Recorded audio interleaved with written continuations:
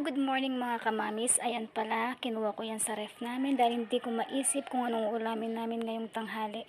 Ayan, ang tawag pala dyan sa lulutuin ko, sisig kikiam with hotdog. Ayan guys, hindi ko lang alam kung merong mga nagluluto na ganito, pero ako naisip ko lang kasi hindi ko alam kung anong ulamin namin ngayong tanghali. Kaya yan, nagkalkal ako sa ref. Ayan.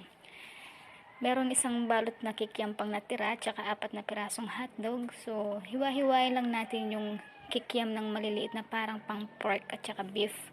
Yung pang sisig talaga. Isang balot lang yan guys, good for 3 person na yan. Yung asawa ko guys, ang laki-laki na pero sobra pa sa amin talaga yung gagawin ko na yan.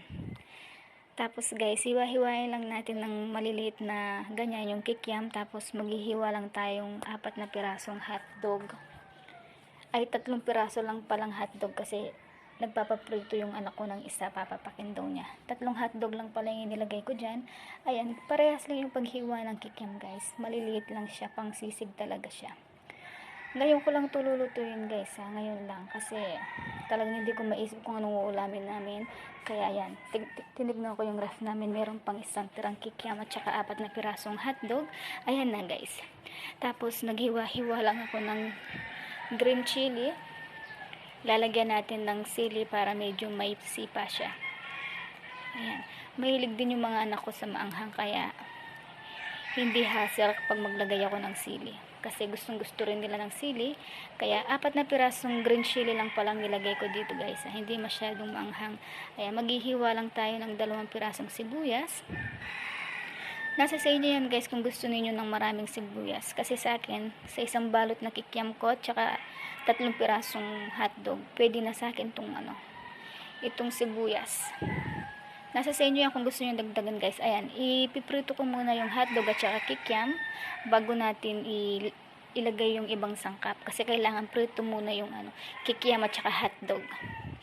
Ayan guys, so diba? Ang gandang tignan. Ayan, tapos ilalagay natin yung mayonnaise.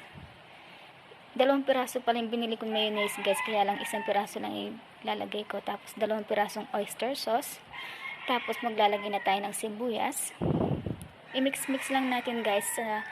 Tapos papalitan ko pala yung plato ko kasi maliit siya.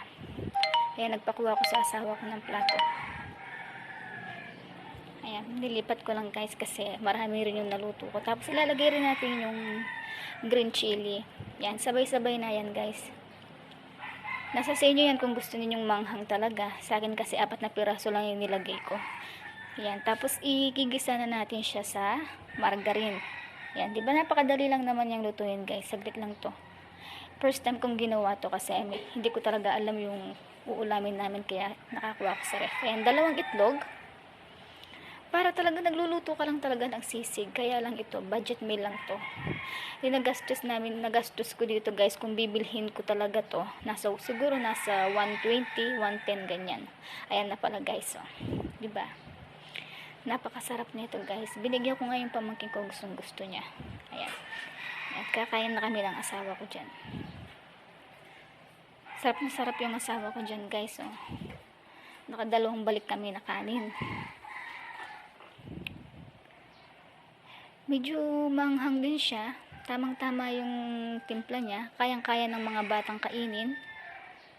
Yung bunso ko nga 4 na taon lang siya pero gustong-gusto niya to. Basta't may naka-ready lang na tubig. Tubig na malamig. Diba guys? Ang sarap-sarap. Ito pala, may dumating pala akong guys, parcel ngayong araw na to. Ayan, magbubukas tayo ng parcel. Nakabili pala ako ng pamunas ng kamay. Ayan, at saka ito guys. Nabili ko rin to sa Lazada. Deliver lang ngayon to guys. Kasi sobrang init na ng panahon ngayon. So, kailangan natin ng may ganito dapat. Rechargeable yan guys. Electric pan yan. So, kasi yung pelko namin dito sobrang mahirap na makapagsalita guys. Lagi na lang nagba-brown out. At saka wala silang sinasabi na magba-brown out, nakakasira ng appliances. Kaya yan, para sa mga bata, bumili ako ng 2 rechargeable na electric pan. Syempre, kulay yan guys. Ayan, kita nyo naman, apple green yung bahay ko. So, apple green yung binili kong electric fan. Hirap na hirap ako dyan magbukas guys kasi sobrang higpit ng pagka-tape nila. Ayan, pawis na pawis ako dyan. Ayan, meron silang mga saksakan, charger yan guys. Ayan, di ba? Ang cute naman, no? Apple green yan guys, sobrang lakas niya, grabe. Sobrang lakas niya at meron pa siyang pailaw. Kapag brown out talaga, magagamit mo ng electric fan, magagamit mo pa yung ilaw, di ba? Mura lang to sa Lazada guys, mag-check out na lang kayo doon. Makikita nyo. Yan, rechargeable electric fan. Di ba? Ang ganda. Thank you for watching guys.